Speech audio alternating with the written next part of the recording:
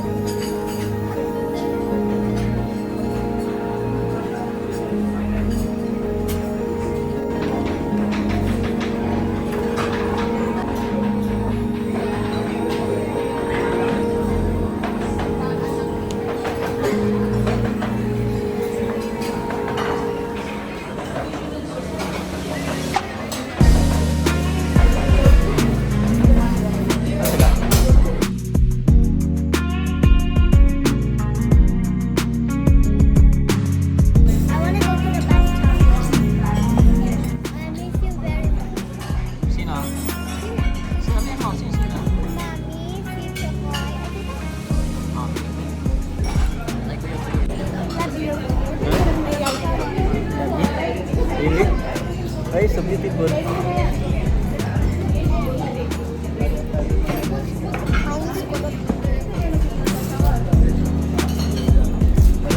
We're going. Ano sinabi mo? Feeling ko po, nasa ibang bansa tayo. Talaga? America.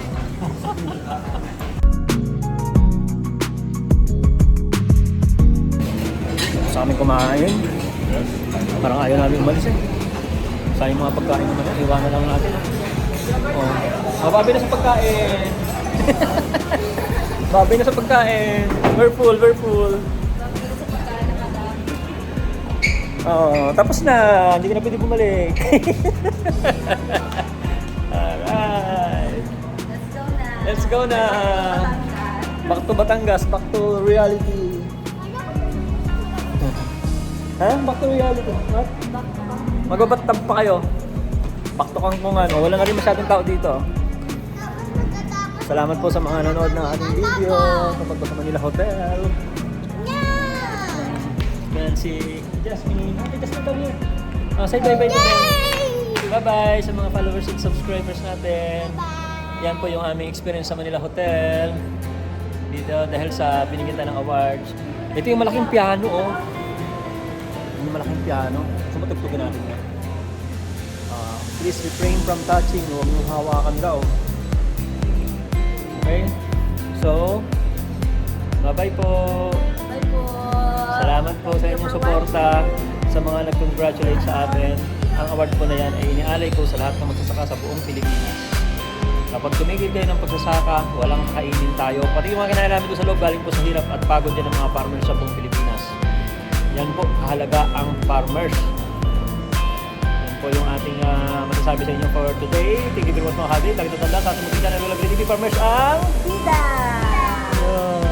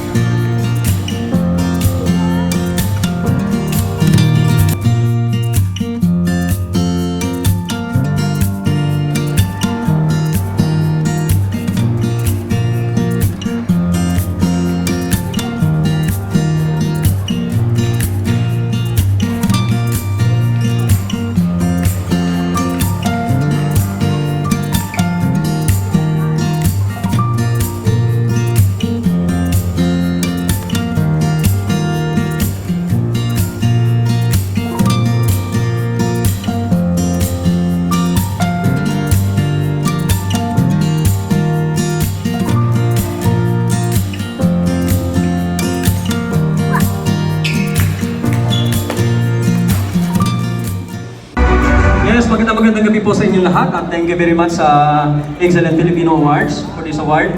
And in behalf of my followers and subscribers sa Noel Agri TV, gusto ko lang pong magpasalamat sa inyong lahat kasi nabibigyan na ng highlights yung mga magsasaka, no? Yung pong kinakain natin ngayon, ayan po ay nanggaling sa pagod at hirap ng mga magsasaka. So ngayon po gusto ko pong ibalita sa inyo na hindi po natin kinakailangan umasa sa mga imported na mga abono. Tayo po ngayon bilang isa sa mga nagtuturo educator ng tungkol sa agriculture, lahat po ng ginagamit natin ay puro mga lokal na mga materyales. Hindi po tayo gumagamit ng mga synthetic na fertilizer. Yan po ang tinuturo natin para pagdating po ng araw, yung sustainability, yun po ang pinaka-importante kasi ang pinaka-importante para sa akin is yung tinatawag na food security. Yun po. At marami pong salamat sa inyong lahat. Congratulations, next awardee, 2024 Excellence of Filipino Awards confers